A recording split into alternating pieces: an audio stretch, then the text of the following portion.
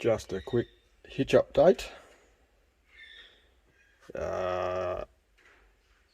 As you would know, I had been having trouble with that screen, even though this is a new screen and they had flashed it, because you have to flash the screens to suit the machine so it knows what transmission it's got and everything. The transmission gear signal icon, whatever you want to call it, was still reading stupid numbers, 98, flashing 98 in reverse and 128 or 126 or something in forwards.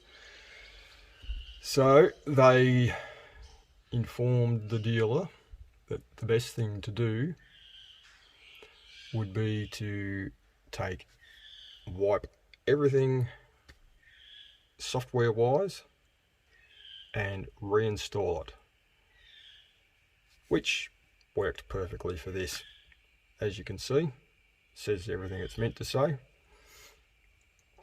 The only issue then became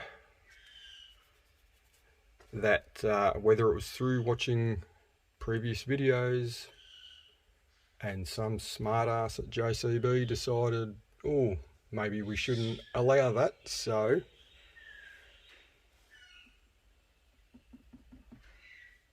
my hitch disconnect, hitch pin lock switch, whatever you want to call the friggin' thing, now, as a consequence of that software upgrade, only works when the auxiliary valve is selected for the front. So it rendered everything I'd done pointless to a certain extent. So, trying to keep it factory, we looked at other options. Tried to pick up power from the trailer brake test circuit, which is that one. I actually found the trailer brake valve. I couldn't find power out of the bloody thing. Whether I didn't quite 100% check it right, I don't know. So I thought I'd try for the auxiliary venting valve, which I also found.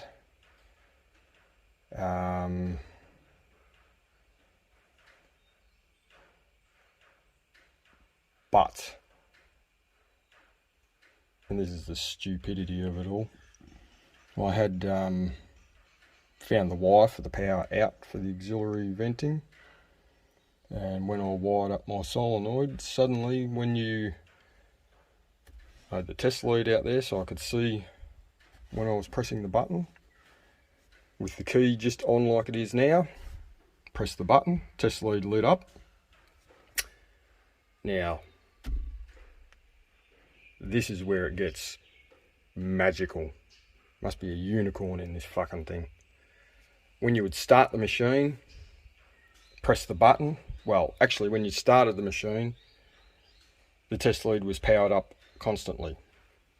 Press the auxiliary button and the test lead would go out. Work that one out. So that wasn't going to work. So, as a consequence, much to my absolute disgust, I relented and have gone for a momentary push button switch. I'll have to get another one because I pinched that out of the tractor from the air seeder controls. I did have issues with the illumination of this. The actual switch worked the hitch, but I pinched power from inside behind the dash there, but that turns out it was just my inability at auto trickery, because I checked the switch in the other switch in the tractor this morning, and depending on which side you had the terminals, power constant. I thought it was just power in, power out, and power for illumination, but it's actually earth and power in and power out. But depending on which side you have the power coming into determines whether this switch is illuminated constantly, because that's what it was. And when I would switch the auxiliary to the rear, because I had it wired up arse about, and we won't go too far into what else, yes, it was lit up when the auxiliary was in the front, and when the auxiliary was in the rear, the light would go out. So I thought perhaps just pinch the power from there to go to there, rather than power to that. It would only be power when you press the button. That didn't work either. But now, having worked out which side it should be, that's auxiliary to the front. No lighty uppy. Auxiliary to the rear. And we have illumination.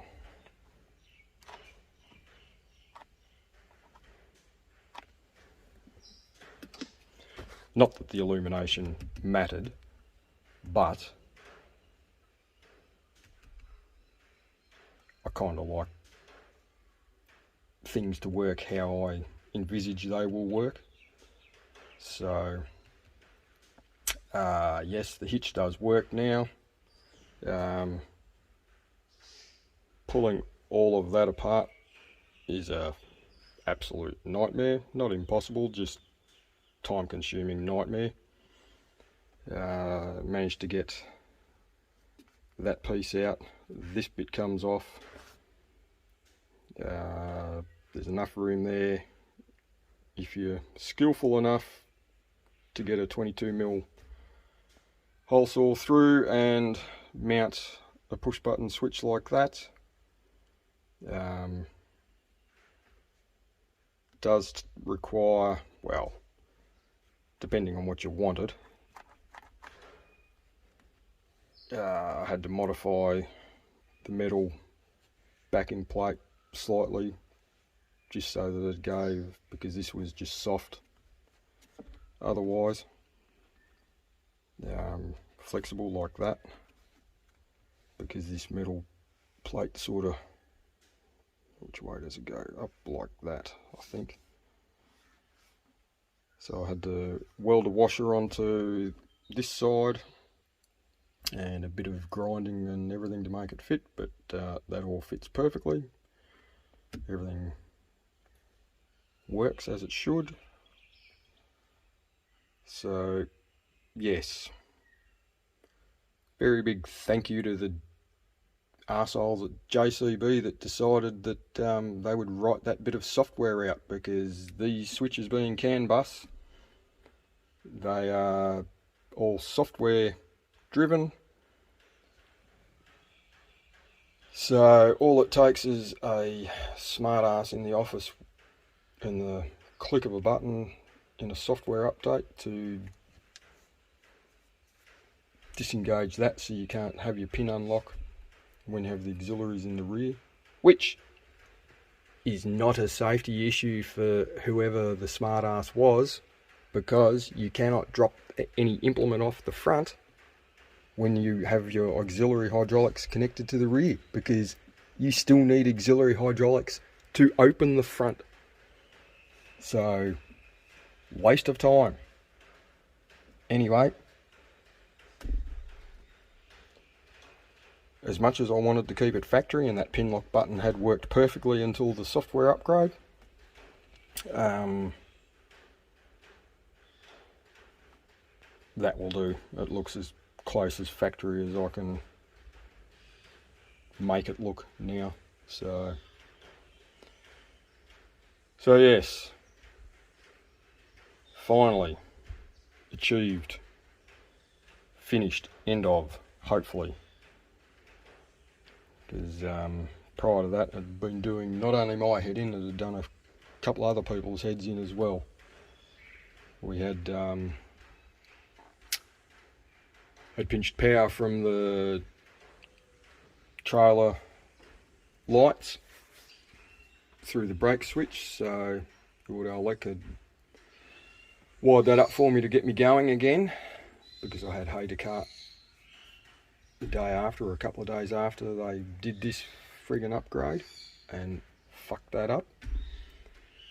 So up until now it was a case of put your foot on the brake, press your button, and the hitch would work, which was fine, except you're powering up the solenoid every time you put your foot on the brake, whereas now solenoid is only powered up now when the auxiliary circuit is on.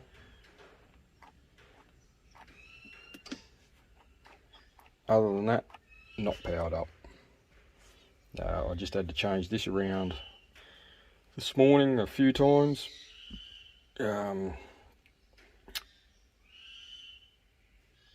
Changed my power in there to an earth, and the earth that I had outside I returned back to the power out from the auxiliary, from the auxiliary changeover solenoid. So that's the end of it, hopefully.